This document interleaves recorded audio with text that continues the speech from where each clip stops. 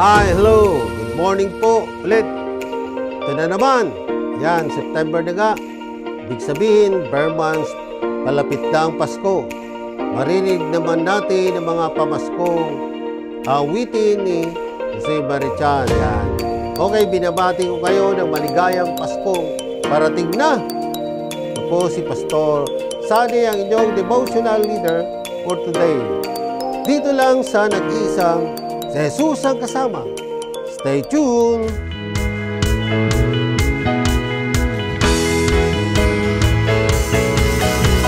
Umagang kay ganda si Jesus ang kasama. Umagang kay ganda si Jesus ang kasama. Umagang kay ganda si Jesus ang kasama. Kasama na si Jesus ang kasama.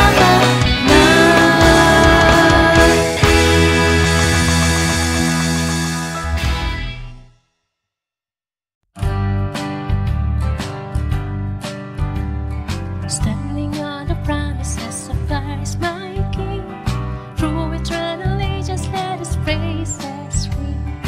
Glory in the highest I will shout and sing. Standing on the promises of God. Standing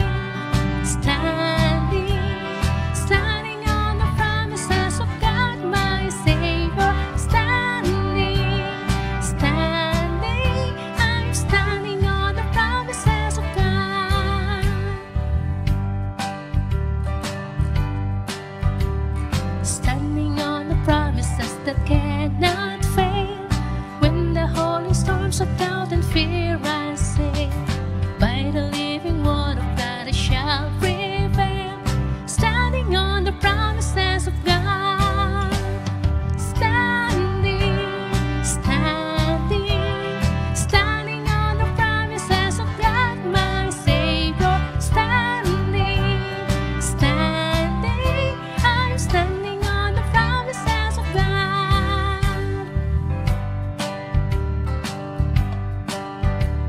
Standing on the promises I now can see.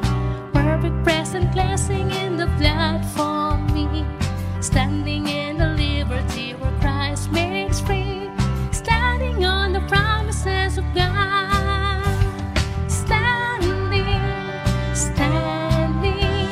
Standing on the promises of God, my Savior. Standing,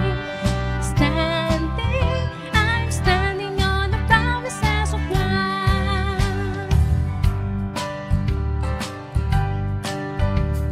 Standing on the promises I cannot fall. Listening every moment to the Spirit call. Resting in my Savior as my all in all. Standing on the promises of God.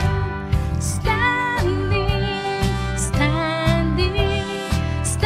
on the promises of God, my Savior. Standing,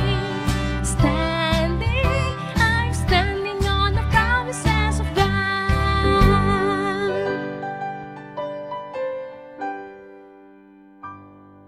Salamat sa magandang awit. Tayo'y manalangin. O Diyos na makapangyarihan sa lahat, pinasasalamatan namin ang magandang awit na nagbigay ng inspirasyon sa bawat isa sa amin. Nawa ay buksan ang puso, isipan ng bawat isa na nanonood, nakikinig o Panginoon.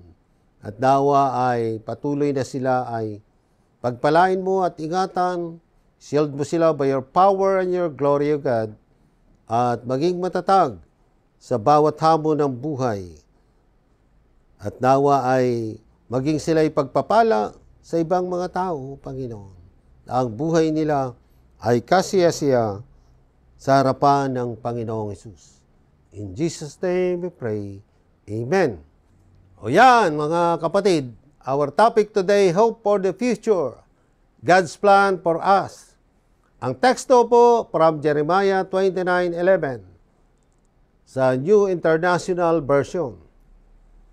For I know the plans I have for you, declares the Lord. Plans to prosper you and not to harm you. Plans to give you hope and the future. Sa panahon ngayon, maraming problema ang mga tao, kaya nalulungkot ang marami. Patayan, gera, nag-aalala, nasasaktan, at marami pa dahilan, mga kahirapan. Nararamdaman mo na rin ba yan? Baka nahihirapan ka dahil may sakit ka o namatayan ka ng isang mahal sa buhay. Baka maisip mo, gaganda pa kaya ang buhay ko? Maring tanong mo yan, di ba? Gaganda pa kaya ang buhay ko? Ang Biblia ay magandang kasagutan, may magandang kasagutan na maaari mong ikatuwa. Ang Diyos ay nangako ng pag-asa para sa pagdurusa. Ngunit kung narito ka, maaaring nahihirapan ka sa isang bagay at nagtataka. Habang ikay nanonood, pagbulay-bulayan mo ito, bakit nahihirapan pa rin ako? Tanong mo. Kailan matatapos ang pasakit na ito? Nasaan ang aking pag-asa? Nasaan ang aking kasaganahan? Brothers and sisters, sometimes God's plan includes miraculous rescue, and other times it is to let us grow stronger in the midst of hardship. You know, brothers and sisters, God knows everything. Siya ang may kapamahalaan sa lahat ng bagay, noon, ngayon, at sa darating. Hindi siya nagugulat sa anumang bagay. At sa katunayan, gumagawa siya ng plano para sa bawat isa sa atin. Kahit nagkakamali at nagkakasala pa rin tayo, pinapahayag ng Diyos na mayroon pa rin siyang magagandang bagay na nakalaan para sa nagmamahal sa Kanya. Walang sino man sa atin na nagnanais na ang plano ng Diyos ay isama ang pakikibaka. Ngunit kung minsan ito ay para sa ating ikabubuti at paglago. Minsan ito ay dahil sa ginawa tayo ng Diyos na sapat, na malakas upang tulungan ang iba na nangangailangan sa Kanya.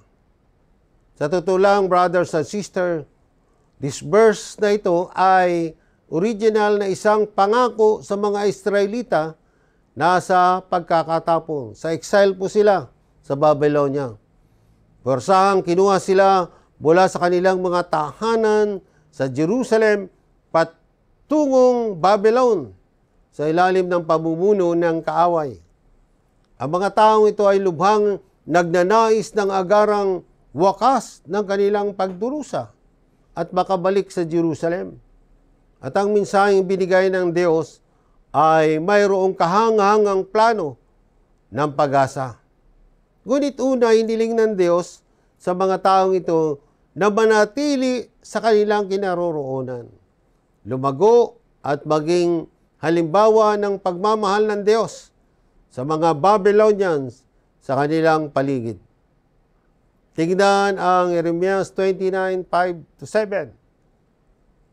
Isipin kung gaano kahirap para sa isang taong ito na marinig ang aabutin ng 70 years para matupad ng Diyos ang kanyang pangako, to fulfill God's promise to them.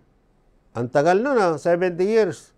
Kumbaga, pinanganak ka, 70 years old ka na. Ibig sabihin, susunod na henerasyon ang tatanggap ng pagpapala. Ang Diyos ay hindi palaging magbibigay ng isang agarang pagtakas ng anumang problema. Pero bakit? Sapagkat tulad ng paru-paro, lumalakas ang sapat upang lumipad sa mamagitan ng pagpupumiglas laban sa kukon. Sa loob ng kukon, napilit itong lalabas, makatakas lamang sa kukon. Kailangan din nating magtiyaga sapagkat yung kanyang paglabas sa kukon, doon niya pala nakukuha yung strength, yung power. Kaya kailangan din nating magtiyaga sa mahirap na panahon upang lumakas at lumago ang ating pananampalataya. Tulad ng mga Israelita, maaaring hilingin natin ang matyaga na mahirap na panahon dahil bahagi ito ng plano ng Diyos na tulungan tayong umunlad. At gawin din tayong bahagi ng kanyang mas malaking plano para sa para tulungang dahil ang lahat ng tao ay kay Kristo. Hindi nangako ang Diyos ng kayamanan o perpektong kalusugan o buhay na walang problema. Ngunit kapag tayo bilang mga Kristiyano ay patuloy na naniniwala at nananampalataya kay Kristo, siya ay nangangako na makakasama natin, aaliwin tayo sa oras ng pangangailangan at tayo ay magagalak kasama niya sa kawalang hanggang sa langit. At tinutupad ng Diyos ang pangakong ito sa atin sa gawain ni Jesus, ang kanyang anak na nagdudulot sa atin ng kapayapaan sa Diyos. Kaya't ang ating pag-asa sa kinabukasan, hindi lamang sa iyo ngayon kapatid, maaaring sa mga susunod na henerasyon. Ganyan magkaloob ang Diyos ng biyaya.